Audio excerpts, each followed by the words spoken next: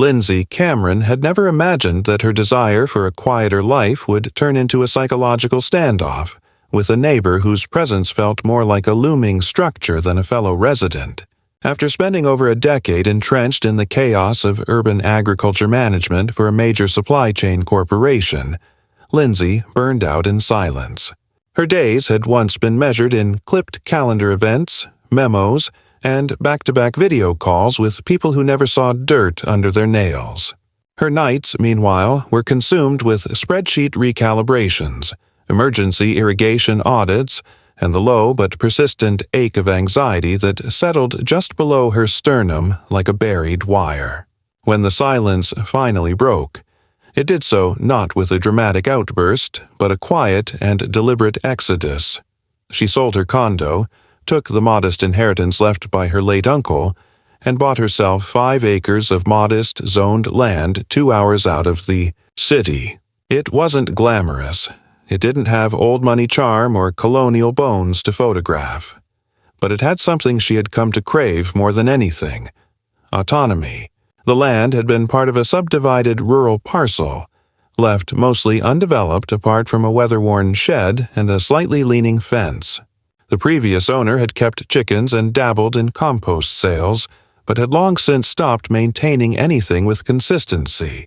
Lindsay, who had spent her entire adult life working in theoretical agriculture rather than actual soil and wood, threw herself into restoration with an almost feverish determination. She wasn't trying to live off the grid or escape society. She just wanted space, to breathe, to think, to hear herself think. Within 3 months, she had installed a compact but cleverly designed natural water pool that served both recreational and environmental purposes. It filtered via aquatic plants and UV light, avoided chemical systems, and aligned with her long-standing respect for ecologically neutral design. The pool sat along the western edge of her property, where the land dipped slightly and received the most afternoon sun. It also happened to be near the property line she shared with the woman everyone in the area simply referred to as Donna. Donna Clark was a formidable presence, even in stillness. In her late 50s, barrel-chested and always draped in flowy floral print tunics that seemed to dare anyone to question her domestic sovereignty, she occupied 2 adjacent lots and ran what she called a rustic rental haven. In truth, it was a rotating Airbnb nightmare: cheap fire pits, mismatched Adirondack chairs, seasonal string lights that flickered at all hours, and guests who mistook rustic for rowdy. Donna's setup was less about rural charm and more about loud music, discount wine, and unregulated commerce. Her property technically abutted Lindsay's only by a single shared fence line, but Donna had a way of making her presence felt well beyond those coordinates. She conducted her life at volume, whether that meant dragging patio furniture across her concrete slab patio at 6 in the morning, or arguing with delivery drivers over plant orders with the venom of a tax auditor on a deadline. When Lindsay first met her, it was under the pretense of a neighborly welcome. Donna waddled over, a disposable coffee cup in one hand and a forced smile in the other, asking if Lindsay planned to keep things quiet on that side of the fence. The implication lingered uncomfortably between them. Lindsay had nodded politely and explained she was just restoring the land for personal use, but that hadn't seemed to satisfy Donna. She scanned Lindsay's modest trailer home, the cleared brush, the trench lines where a rainwater collection system was mid-installation, and smirked as if watching a child build sandcastles in the path of a tide. "Well, people come and go," Donna said finally with a glib twist of her lips. "I've seen a dozen like you. All start with compost streams, end up selling to the first developer with a lawnmower and a checkbook." Lindsay didn't rise to the bait. She just nodded again, not because she agreed, but because she already sensed that arguing would mean stepping into quicksand. At first, Lindsay kept her head down and her hands busy. She repainted the shed, replaced 2 fence posts with proper anchors, laid mulch pathways, and mapped out a small herb spiral near the northeast corner. But the tension built in small ways, like dust accumulating in a vent, subtle but suffocating over time. A week after the pool was finished, Lindsay caught Donna on a step stool, peering over the fence with her hand as a visor, examining the water. No greeting, no pretense. Just that quiet, observant scowl, as if evaluating whether the existence of the pool constituted some kind of offense. Another time, Lindsay came outside to find a stack of Donna's event flyers stuck under a rock on her outdoor table. Family BBQ every Saturday. Book your spot now. The implication was clear. Don't plan to enjoy peace and quiet on the weekends. Still, Lindsay tried not to react. Not because she was passive, but because she understood the cost of constant defense. She had escaped one ecosystem of unspoken aggression, office politics masked as policy memos, and she wasn't about to re-enter another disguised as neighborly etiquette. But it wore on her. Every time she planted a row of B-bomb or hammered a support post, she felt eyes on her. Not metaphorically, but literally.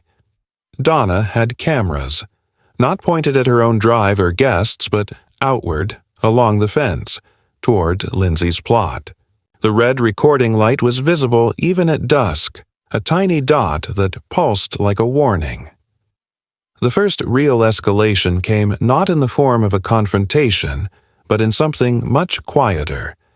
An official-looking envelope taped to Lindsay's front gate. It wasn't from the county. It was a self-printed warning, marked with words like nuisance pooling, visual pollution, and unregistered recreational structure. It had no legal weight, of course, but that wasn't the point. It was psychological theater, a move made to rattle, not enforce. Lindsay took it down, folded it once, and stored it in a file labeled Donna Miscellaneous.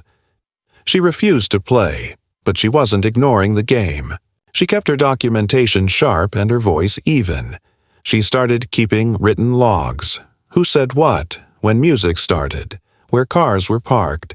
Not because she planned on suing anyone, but because she had learned long ago that preparation wasn't paranoia, it was self-preservation.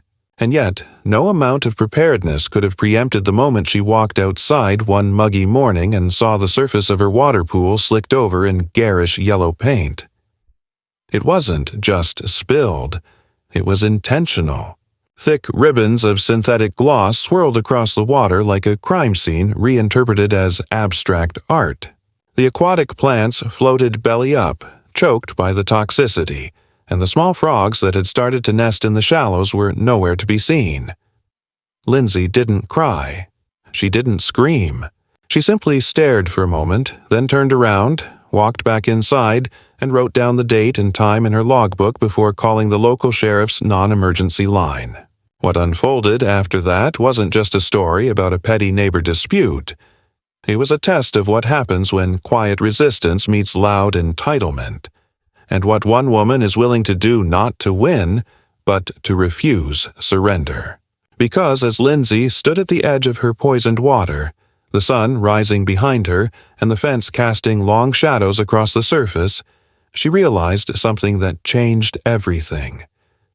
Donna didn't want her gone. She wanted her small. She wanted her reduced. And that, more than the paint, was the true contamination. The moment Lindsay finished speaking to the sheriff's office, she knew the wheels of local bureaucracy would move slowly, if at all. The dispatcher on the other end of the line had been polite enough. Male, maybe in his late 40s, with a neutral tone that tried, but failed, to disguise the underlying assumption that this was just another neighborly spat best handled with a stern word and mutual adulting. He promised someone would swing by to take a look within the next few days, which Lindsay translated immediately as, "This is low priority and will be forgotten unless you pester us daily." She didn't argue. She simply asked for the incident number, jotted it in her notebook, and then spent the next several hours photographing the vandalism from every possible angle. She pulled samples of the contaminated water into clear jars, labeled them with time and date, and stored them in her fridge in case the Environmental Protection Unit, should they ever actually come, needed proof. The smell was sharp and chemical. When she wiped her gloves on a rag, the paint left a yellow residue that resisted both soap and scrubbing. This wasn't spray paint or simple water-based acrylic. It was the kind of solvent-heavy industrial material used for road markings or commercial signage, designed to resist sun, rain, and time. Whoever poured it in her pool didn't just want to ruin it. They wanted to make sure it couldn't be salvaged. By late afternoon, the water had become a viscous mess. The natural filtration plants were rotting in oily patches along the perimeter, and the insects that usually skimmed the surface had vanished. Lindsay sat on the porch with a notebook on her lap and her eyes locked on the section of fence she knew was closest to Donna's property. It would have been easy. Donna had a short slope of yard that angled just enough to let someone pour from a height. There were no security cameras on Lindsay's side, at least none mounted by her, and she doubted that any of Donna's own would have caught her if she were the culprit. That kind of footage had a habit of malfunctioning right when it became inconvenient. Later that evening, Lindsay walked the perimeter, inspecting every inch of the fence that bordered Donna's land. She found 3 things worth noting. First, a set of heavy-set boot prints leading up to a plastic storage container that had been left open and slightly ajar just inside Donna's yard. Inside, nestled among pool toys and folding chairs, was a half-empty 5-gallon bucket with streaks of yellow hardened on the rim. Second, a faint smear of the same yellow paint trailing down the inside edge of the fence plank that directly faced Lindsay's pool. Third, a torn section of a garden glove, bright pink with reinforced fingertips caught in the wire mesh that had once held climbing nasturtiums. Lindsay snapped photos of everything without crossing the property line. She didn't need to trespass. The evidence had already bled onto her side. The next morning, Donna stood on her deck with a mug in hand, her expression entirely devoid of guilt or concern. If anything, she looked energized. She watched as Lindsay scooped more dead algae from the surface of the pool, and when their eyes met, Donna raised her mug slightly as if to say good morning. Lindsay didn't return the gesture. She had never been someone to invent conflict where it wasn't needed, but neither did she flinch from it when it was standing, bloated and smug, 20 feet away in a caftan.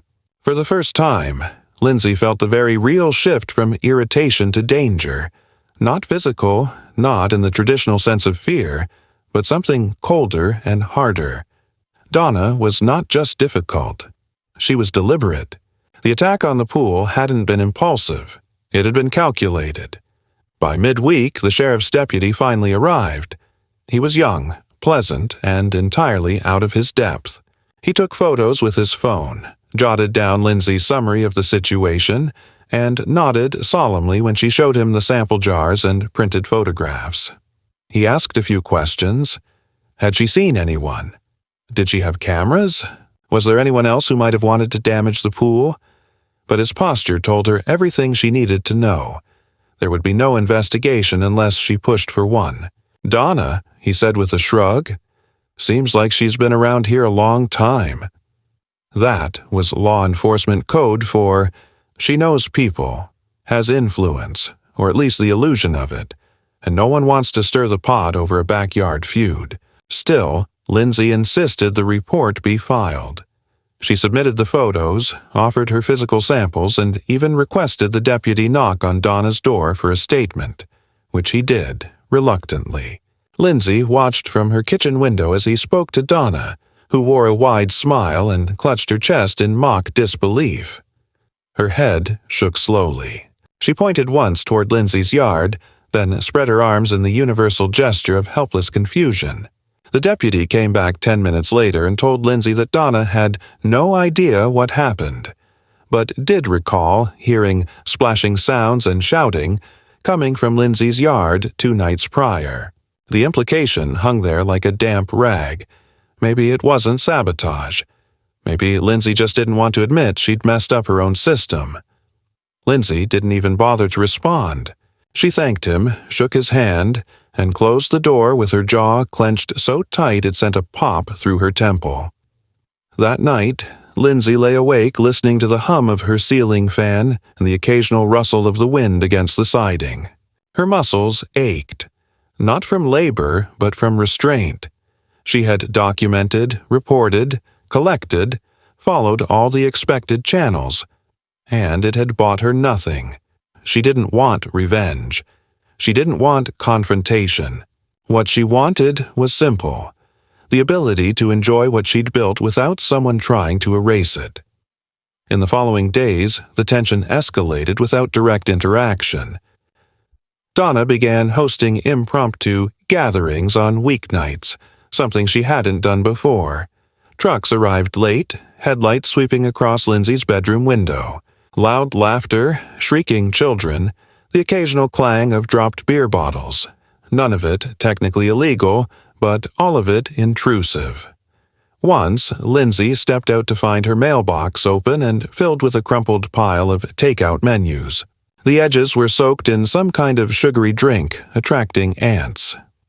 Another time, she discovered a rusty garden tool left in her driveway, blunt side up, as if casually forgotten by someone who had no reason to be there in the first place. Then came the final push. Lindsay returned from the hardware store one afternoon to find that someone had placed a large metal drum near her side fence. It was empty, but reeked of fuel.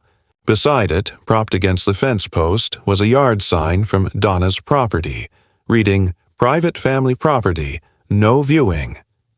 The symbolism was pointed. The message was clear: stay invisible, stay small, or be erased. Lindsay didn't confront her. Instead, she called the local environmental agency, not to file a complaint but to schedule a site assessment.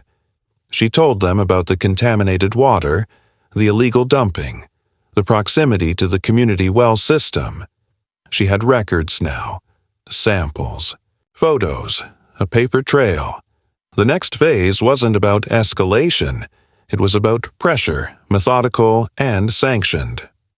Because Lindsay knew what Donna had failed to account for, quiet didn't mean weak, it meant deliberate. And Donna's mistake hadn't been vandalism. It had been assuming Lindsay wouldn't know how to strike back without ever lifting her voice.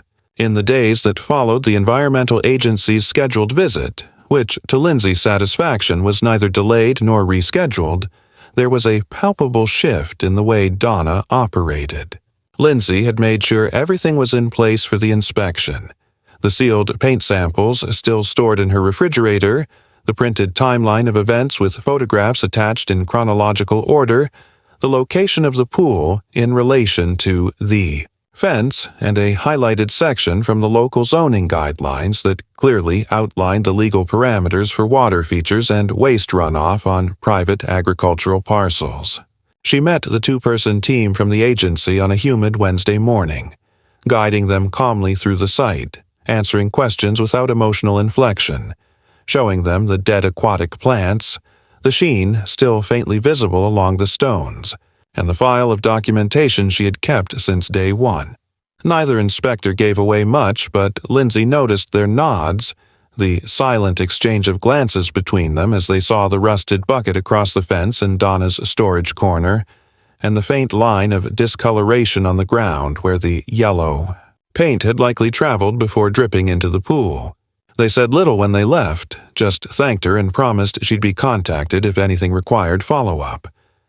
Lindsay knew better than to expect fireworks or handshakes. She didn't need gratitude. She needed leverage. By that evening, however, it became clear that Donna had learned about the visit, and she did not intend to keep quiet. At approximately 9:30 p.m., when Lindsay had already retreated to her small sunroom to read, a cacophony of bass-heavy music exploded from Donna's yard. Not the usual twangy country or harmless classic rock, but deliberately disorienting, low-end electronic thuds that made Lindsay's windows buzz in their frames. She stared at the wall in disbelief for a few seconds, set down her book, and walked outside to assess. Donna's yard was lit up like a stage. String lights pulsing, tiki torches flickering, and a row of folding tables loaded with food trays. A small crowd, mostly men in their 30s and 40s, were already drinking from red cups and lounging across inflatable furniture that looked absurd in the patchy, weed-covered yard. Lindsay could see Donna on her deck, arms crossed over her chest, surveying the scene like a queen holding court. For a brief moment, their eyes met across the fence line. Donna didn't blink. Her mouth curled into the faintest smirk before she turned and shouted something inaudible toward the guests. Lindsay stood there for several seconds, debating her options. She could call the sheriff's office again, but she already knew how that would go. "It's a private party," they'd say. "Nothing criminal." Instead, she walked quietly back inside, locked the doors, pulled out her noise-canceling headphones, and began drafting a formal complaint to the county planning department. This time, it wasn't about the paint. It was about land use violations. Donna's property was technically zoned residential agriculture, not commercial event space. Hosting loud, late-night gatherings for profit, even if unofficial, could be argued as unlawful use of residential land. Lindsay referenced specific clauses, attached previous complaint numbers, and included the recent photos of the metal drum that had reeked of fuel, now carefully stored in her garden shed for documentation. She didn't hit send that night. She reviewed the draft 3 times, edited for clarity, and waited until the following morning, once her head was clear and her voice inside had settled from a growl to a whisper. The party raged until well after midnight. The thump of bass replaced eventually by drunken yelling and the unmistakable sound of vomiting near the tree line.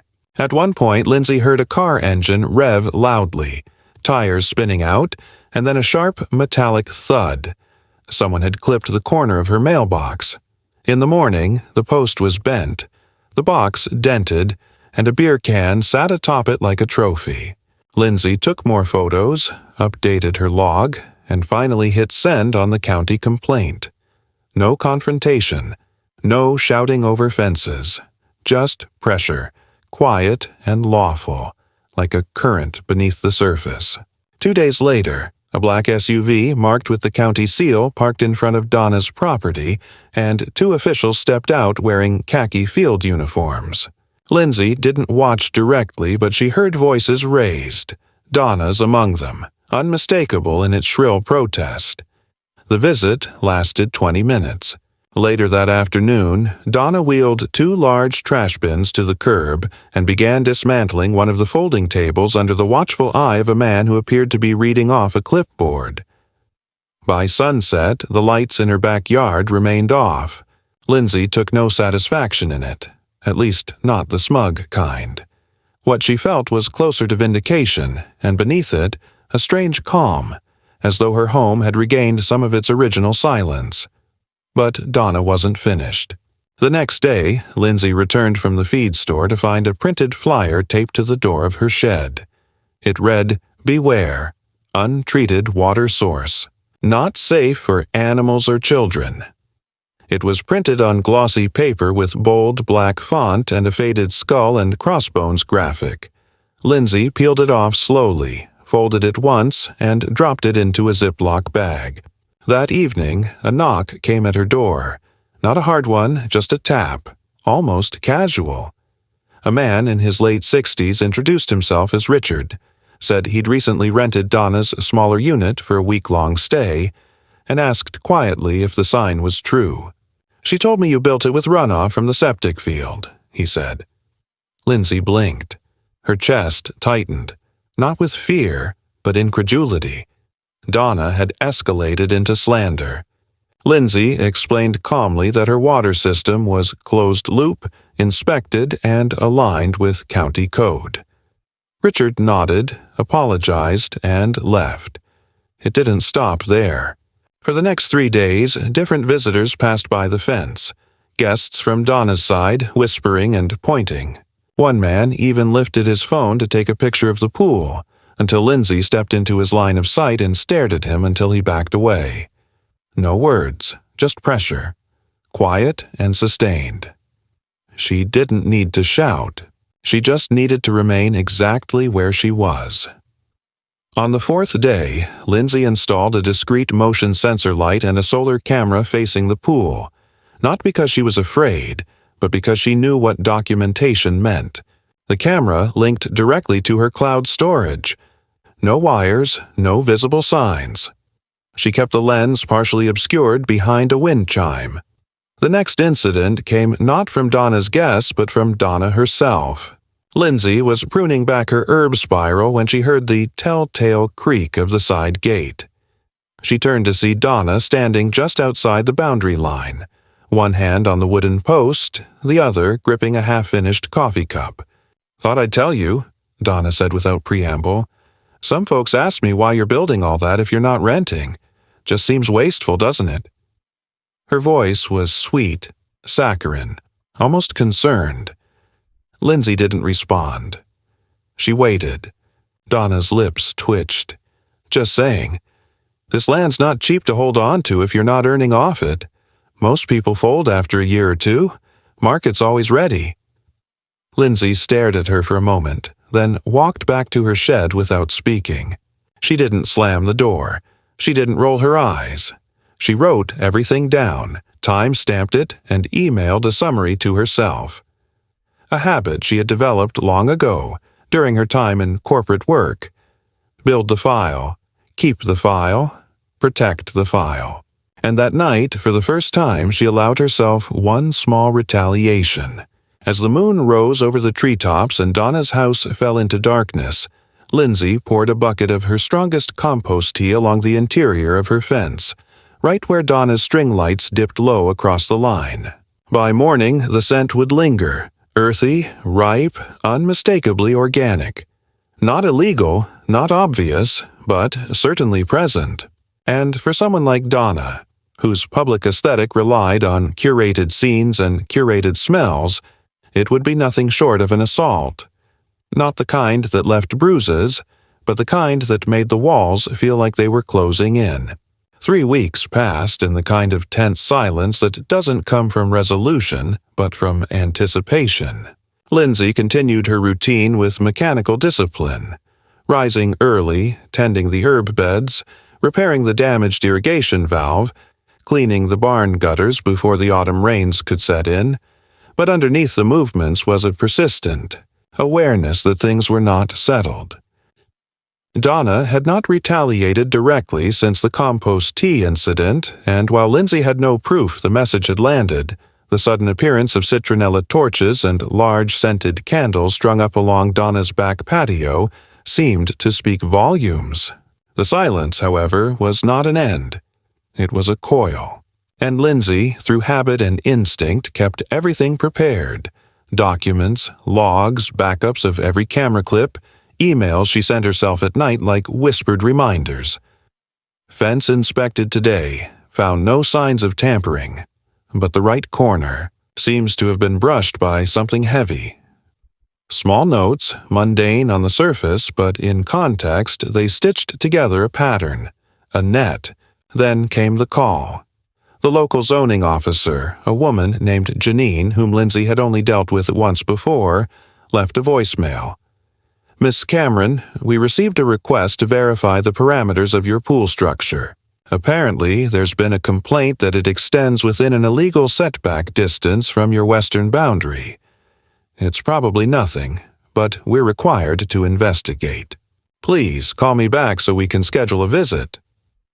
Lindsay listened to the message twice. Her jaw tightened not with panic, but with a quiet rage. The complaint was clearly from Donna. There were no other neighbors along that side, and the pool, designed by an engineer Lindsay had hired months ago, had been placed with the explicit goal of meeting county setback standards. 20 feet from the property line, 15 from the structure, and within elevation limits for runoff control. Everything had been done properly. This was not about legality. It was harassment in a new costume. Still, Lindsay didn't argue. She returned the call, scheduled the inspection, and spent the next 2 days pulling every file she had: blueprints, approval stamps, soil assessments, even the delivery receipts from the gravel foundation layer. When Janine arrived, clipboard in hand and a polite, almost embarrassed smile on her face, Lindsay was ready. They walked the perimeter, stepped off distances with both tape and laser, and after 40 minutes, Janine closed the folder with a firm nod. "You're fine," she said. "More than fine, actually. Whoever filed this was either misinformed or, well, let's just say not concerned with the actual rules." Lindsay nodded and didn't press the point. She knew better than to draw officials into personal disputes.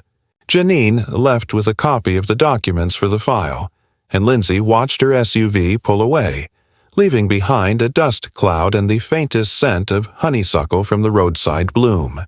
That night, Lindsay made herself a drink, something she rarely did, sat on her porch with the glass resting against her knee, and allowed herself to imagine for one brief moment that it might all be over.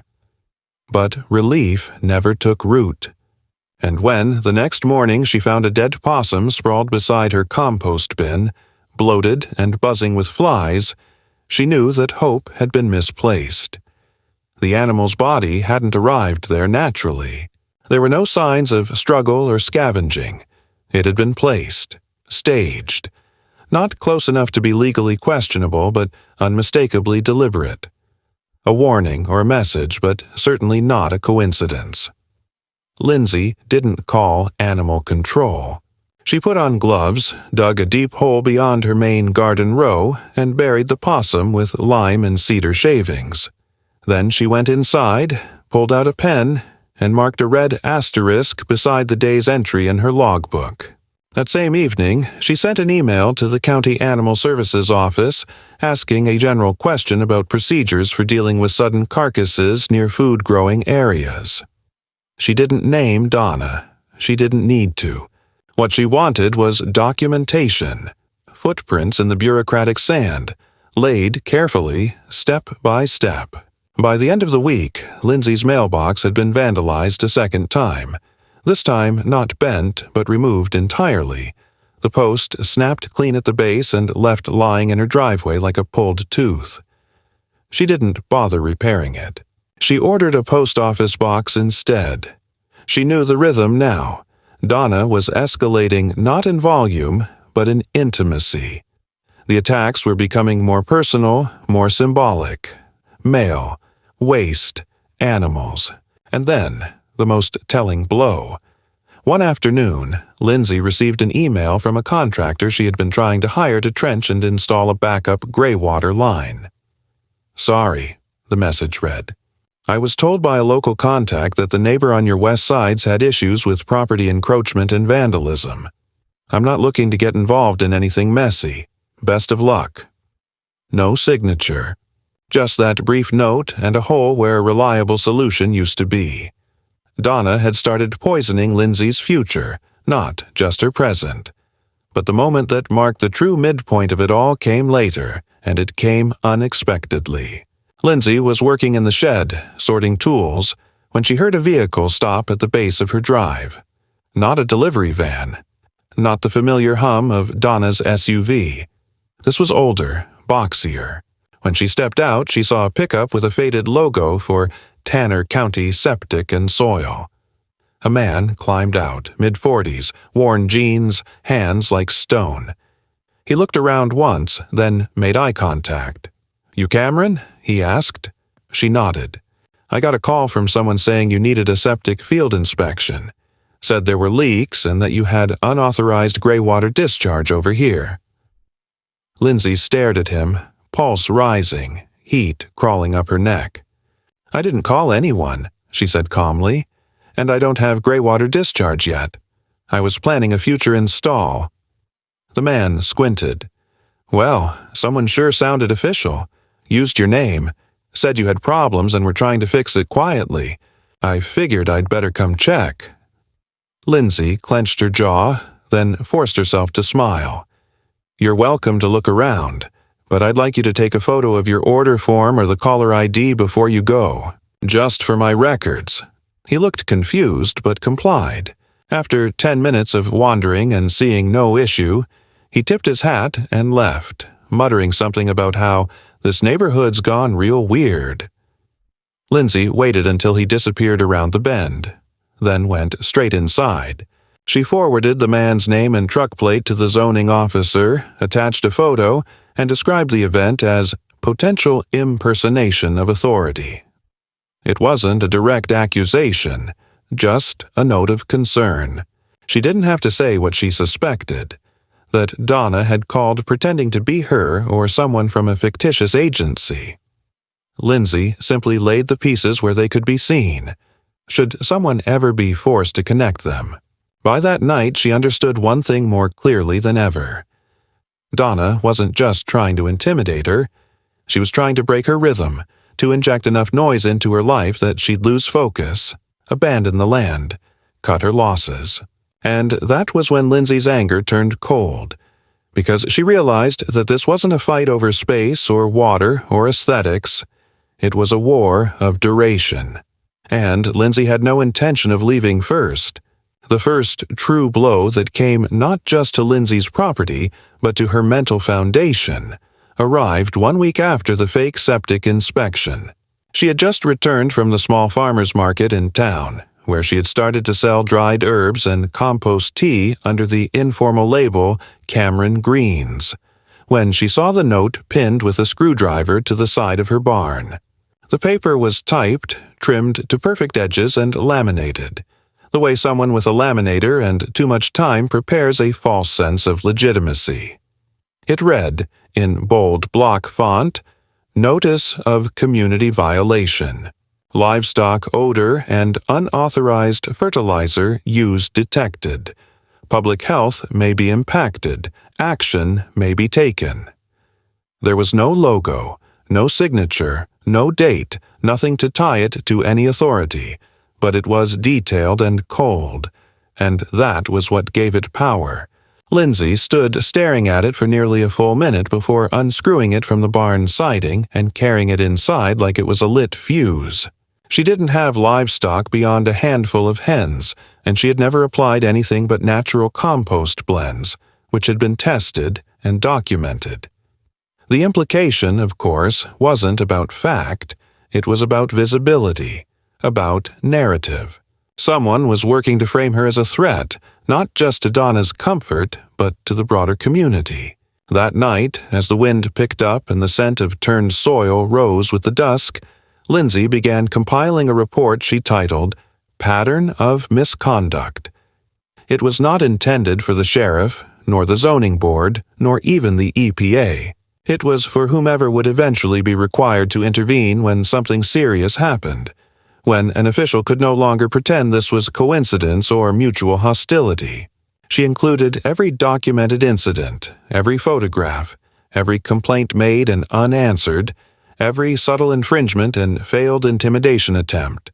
She formatted it like a project manager would. Date, time, incident, supporting evidence. It was clean, clinical, and damning. And at the end of it, in a locked personal note, she added this line: "If something happens to me, start here." 3 days later, it did. She was out early, clearing the last of the summer basil to make room for autumn greens, when she noticed something wrong with the water line feeding her irrigation spout. The pressure had dropped the day before, but she'd attributed it to filter buildup. Now, however, she followed the line around the side of the barn and saw that someone had physically tampered with the valve, unscrewed the cap, inserted what looked like a sliver of bent metal into the joint, and resealed it just enough that it wouldn't be immediately noticeable but would eventually jam and rupture under pressure. It was clever, subtle, the work of someone who knew just enough to sabotage without drawing attention. Lindsay stared at the damage for a long time, then photographed it from 3 angles and uploaded the images to her cloud storage. She made no repairs immediately. Instead, she called a plumber, a real one, who agreed to inspect the damage that afternoon. She said nothing to Donna. No gestures, no notes, no visible reaction. The silence, she had realized, was her strongest weapon. But Donna didn't need words to escalate. That same evening, after the plumber left and confirmed the valve had been tampered with in a way he described as intentional but amateur, Lindsay stepped outside to lock the shed and saw two men standing on the far edge of her drive, just past the property marker. They weren't armed. They weren't yelling. They were simply standing there, arms crossed, eyes fixed on her house. One of them wore a ball cap pulled low. The other leaned against a white pickup with no decals. When Lindsay approached, not close enough to provoke, but close enough to be heard, she said, "Can I help you with something?" The man in the ball cap tilted his head. "We're just looking at the property. Heard it might go up for sale." "Nice spot." His voice was level, almost too calm. Lindsay didn't blink. "It's not for sale," she said, "and if you're trespassing again tomorrow, the sheriff will be involved." The other man chuckled but said nothing. They got in the truck and drove off slowly, deliberately, kicking up a trail of dust behind them. It wasn't an actual threat, not in the legal sense. It was an audition, a test of how easily she'd rattle. The next morning, she filed a formal complaint under harassment and requested that a deputy at least log the license plate, though she knew from prior experience that nothing would likely come of it. But what it did was record a pattern, extend the trail. And for Lindsay, that was as important as a confrontation. You don't win against someone like Donna with noise. You win with permanence. It was only days later, however, that the real damage came, and this time it was physical. Lindsay had gone into town to pick up a delivery of crushed limestone for her new walkway, and when she returned, she found the side gate to her greenhouse ajar, the latch broken. Inside, the shelves of potted seedlings had been swept clean. Dozens of starts, weeks of work, all destroyed. It wasn't theft. Nothing had been taken. It was sabotage, pure and simple, driven by malice rather than profit. The delicate irrigation tubing had been yanked and left curled like dead vines. Someone had walked through the soft soil rows with heavy boots, compacting them beyond recovery. Lindsay didn't cry. She didn't scream.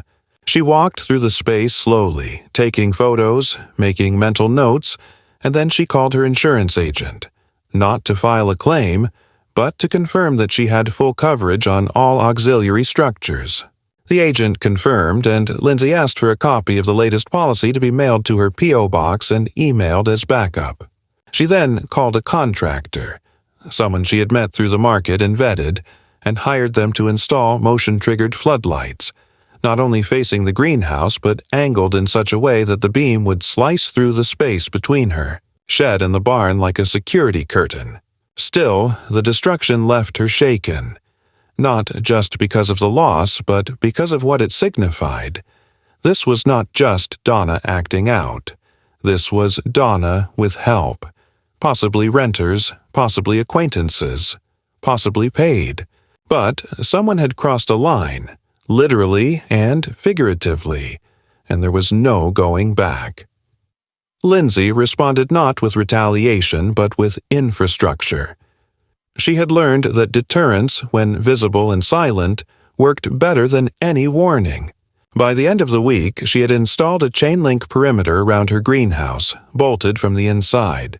She placed trail cameras, hidden in old birdhouses, at 3 points across her property. She even bought a surplus set of motion alarms and installed them beneath the gravel of her driveway's final stretch. None of it was aggressive. All of it was legal. It was, in fact, boring in its logic. And that was what made it terrifying to someone like Donna, who relied on reaction, on explosive chaos, on confrontation she could twist into victimhood. Lindsay gave her nothing. But one final blow was still coming, and it arrived not at her fence or in her greenhouse, but through an unexpected source, the local co-op market. Lindsay was preparing a late fall harvest box, herbs, root vegetables, garlic braids, when she received a call from the vendor coordinator. His voice was tense, apologetic. "Hey, Lindsay, just wanted to let you know. There've been a few emails from community members concerned about your produce. Something about unsafe fertilizers, non-certified compost use, that kind of thing. Nothing official yet, but, just a heads up." Lindsay closed her eyes. There it was, not just harassment. Sabotage of reputation. The oldest, most cowardly tactic in the book. Whisper campaigns. The poison not on the plants, but in the ears of buyers. She didn't argue. She didn't explain. She thanked him, asked for a copy of any complaints that came in, and hung up. Then she printed every compost test she had on file, every receipt for certified additives, and created a binder labeled Market Integrity. She dropped off a copy at the market coordinator's office the next day with a calm note. Provided for. Transparency and future reference. Open to questions. And then, later that evening, with the wind cold enough to keep all doors shut, and Donna's yard finally silent for once, Lindsay loaded the back of her pickup with 3 heavy bags of barn muck.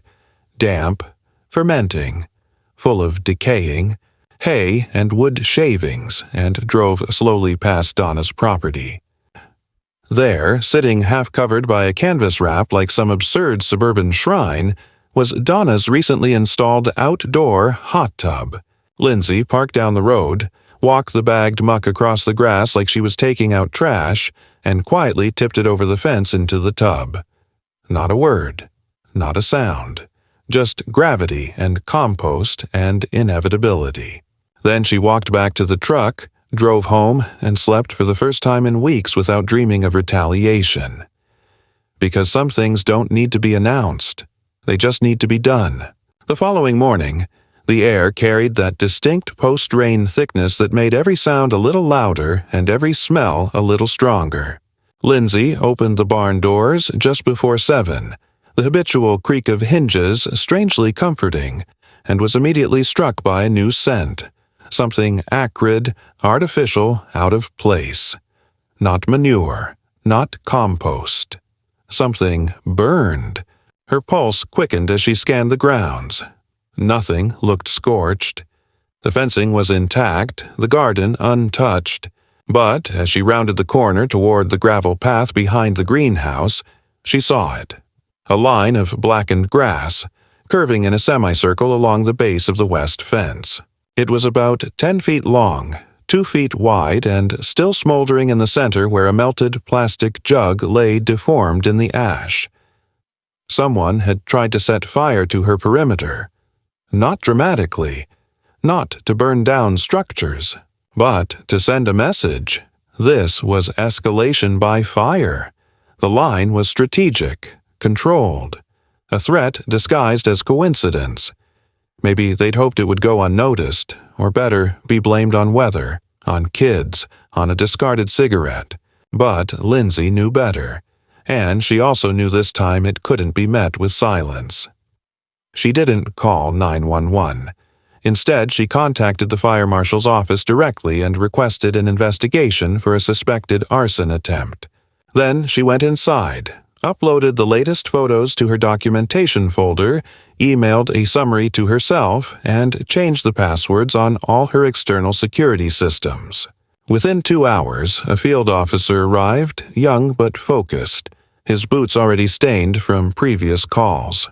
He examined the area carefully, asked questions she'd expected, then pulled a small container from his kit to collect residue from the melted jug. "We'll run a basic test. Can't promise much. It looks like diesel-based accelerant, but sometimes the results aren't definitive."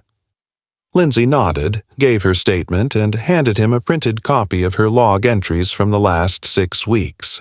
He raised an eyebrow at the level of detail, flipped through the pages, and nodded once, clearly impressed or at least intrigued. "You've got a file going here," he muttered. She didn't answer. That afternoon, the first wave of officials returned. Not law enforcement, but 2 plainclothes agents from the zoning and health departments. They hadn't come because of Lindsay's complaints, but because of a separate anonymous report, this time targeting Donna. Someone had submitted evidence suggesting unpermitted plumbing installations and improper gray water runoff from her rental units. Lindsay didn't ask who submitted it. She didn't need to. Maybe it was the man who inspected her own water line weeks ago, unsettled by what he'd seen. Maybe it was one of the neighbors Donna had managed to alienate over the years. Or maybe, finally, it was the officials themselves, pushed by Lindsay's slow and quiet accumulation of records, now impossible to ignore. Either way, they spent over an hour walking the border between the two properties, speaking in low voices, measuring distances, photographing drainage lines. Donna, of course, was nowhere to be seen. The next evening, she appeared, not at Lindsay's gate, not with a note, but in her usual theatrical style, standing in the middle of her lawn, hands on hips, as Lindsay raked fallen leaves near the barn. The two women faced each other over the sagging wooden fence, a 10-foot gulf and months of unspoken war between them. "You've gone too far," Donna said, her voice cracking in the wind. "I know it was you. The tub, the inspections. You think this makes you clever?" Lindsay didn't look up. She raked another pile, slow and steady. "I think it makes me careful," she said calmly. Donna's face turned a deep shade of red. "You don't belong here. You never did. You people come in with your ideas and think you're better than the ones who built this town." Lindsay finally looked at her. "And you think intimidation is ownership?" There was a pause, a moment where something flickered behind Donna's eyes. Rage, or maybe something closer to desperation. Then she turned and stormed back toward her porch, slamming the door behind her so hard it echoed across both properties. 2 days later, Lindsay received an official letter from the fire marshal's office. The incident had been classified as intentional, though not enough evidence existed to name a suspect. The melted plastic had once held kerosene. The area was deemed at risk for future events. Attached to the letter was a recommendation for security improvements and a note suggesting increased patrols in the area for a temporary period. Lindsay filed the report and printed a copy for her binder. She installed 2 more cameras that week, higher up and further out. But the true climax came not with flames, nor vandalism, nor shouted threats. It came with silence. Donna vanished from her property. No music, no parties, no renters. Her car didn't move for 4 days. Then, on the 5th, a truck arrived, a flatbed, with a tarp-covered load and 2 men in overalls. Lindsay watched from the side of her house as they disconnected the hot tub, drained what little water remained, and hoisted the sludge-covered fiberglass shell onto the back of the truck without speaking. It was gone in 20 minutes. Lindsay didn't smile. She didn't gloat. She just stood there with a coffee cup growing cold in her hand, watching as one piece of Donna's domain was erased, not with noise, but with necessity. That evening, an envelope appeared at the edge of Lindsay's fence, tucked into the slats where a vine used to climb. No stamp, no address, just her name, scrawled in rushed, tight handwriting. She opened it under the porch light. Inside was a single sheet of paper, handwritten in the same sharp angles as the envelope. It read, "We could have coexisted, but you wanted to fight. You wanted to win, and now you've made an enemy out of someone who never forgets." There was no signature. Lindsay folded it once, placed it in her logbook under the tab marked Unfiled, and locked the cabinet. She didn't answer it. She didn't need to, because the silence that followed wasn't retreat, it was reset. Donna had lost more than turf. She had lost narrative control, the illusion of power, the idea that fear was currency, and Lindsay, without ever raising her voice, had dismantled it piece by piece. Not to dominate, not to humiliate, but to protect. Her land, her right to stay, her ability to wake up and know that no one could push her to leave. And that, more than the compost, the fences, the reports, or the silence, was the thing Donna would never forgive. The frost came early that year, curling along the edge of Lindsay's window panes like silver veins, tightening the ground beneath her boots until the soil felt like stone. She had prepared for winter the way she did everything else, methodically without flair, stacked firewood in layered rows against the barn wall, insulated the pipes beneath the greenhouse, packed her tools in oiled cloth and sealed bins, and turned. The compost one last time before the ground froze completely. The land, stripped of its heat and color, revealed itself in a different form, bare, clean, silent. And in that stillness, something else had settled too. Donna's house, once the source of constant movement and noise, now stood inert. The driveway was empty most days. The porch lights stayed off. The string lights that had once pulsed through the night were taken down one afternoon without ceremony and never replaced. Lindsay saw Donna only twice in that final month before the snow. Once, standing beside her mailbox in a heavy coat, staring down at a stack of bills with the kind of stillness that doesn't come from peace, but from exhaustion. And once more, from the window of a car, Donna in the passenger seat of a pale blue sedan driven by a man Lindsay didn't recognize. Their eyes met for less than a second, but the look held no heat, no gloating, just something hollow and unresolved, like a chapter unfinished. After that, she was gone. Neighbors began to talk, as neighbors do. Rumors, never confirmed but never denied, floated through the co-op, the gas station, the hardware store, that Donna had sold one of the parcels under pressure from the county, that fines had begun stacking up, that a dispute with a renter led to a formal complaint, that her rustic hospitality business had quietly dissolved after one too many violations. Lindsay never engaged. She listened, nodded, and kept her hands busy, stripping old seed pods from their stems or brushing ice from the chicken run. It wasn't that she didn't care. It was that she understood the victory wasn't in humiliation, and the reward wasn't in being proven right. The win was in the silence. Earned, not given. The most notable change came when Lindsay finally rebuilt her pool, not as a point of pride or revenge, but as an act of restoration. It took time. Longer than she expected. The contamination had seeped deep into the lining. Several aquatic plants had to be replaced entirely. She worked with a local landscape technician who helped recalibrate the water flow and filtration system, reinforcing it against runoff and weather damage. By the end of the project, the pool looked nothing like it had before. It was better, deeper, with stone borders that allowed for overflow control and a filtration pond off to the side that doubled as a frog habitat in warmer months. It didn't dominate the property. It complemented it. When it was finished, she didn't invite anyone over. She didn't post pictures. One morning, she simply walked outside, stepped into the water, and let herself sink to her shoulders as the wind rustled through the last of the brown leaves overhead. No celebration. No announcement. Just a moment of peace reclaimed.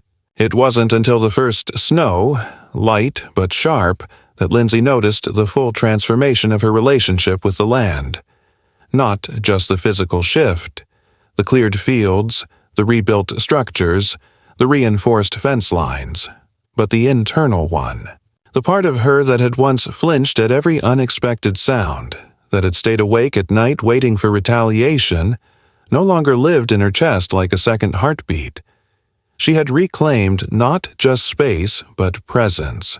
The confidence to leave tools out overnight. The ease to walk the property line without glancing over her shoulder. The knowledge that she didn't have to justify her being there. Not to neighbors, not to officials, not even to herself. She had endured what was meant to grind her down, and she had grown deeper roots because of it. In January, a letter arrived, real, stamped, with a return address from a county office.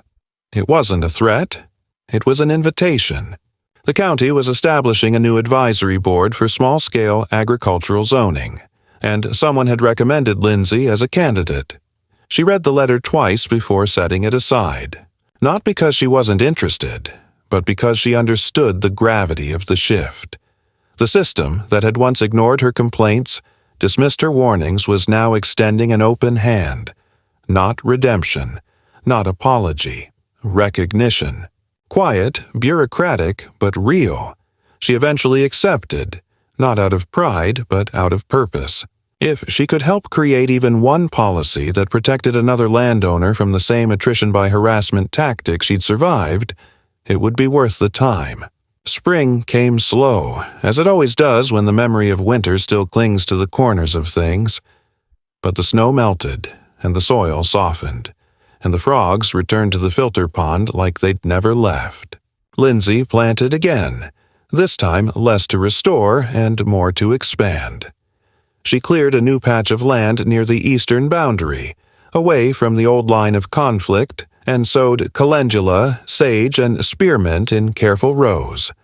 Not for sale, not for display, just for herself. By then, Donna's house had changed hands. A young couple moved in, quiet, respectful, with a dog that barked only at squirrels and a child who seemed fascinated by butterflies. They introduced themselves the second week of April, brought over a loaf of cornbread, and asked if the fence line between their lots could be turned into a shared pollinator garden. Lindsay agreed, smiled, and helped mark the first layout that same evening. She never mentioned Donna, because some chapters don't need sequels. They just need closure.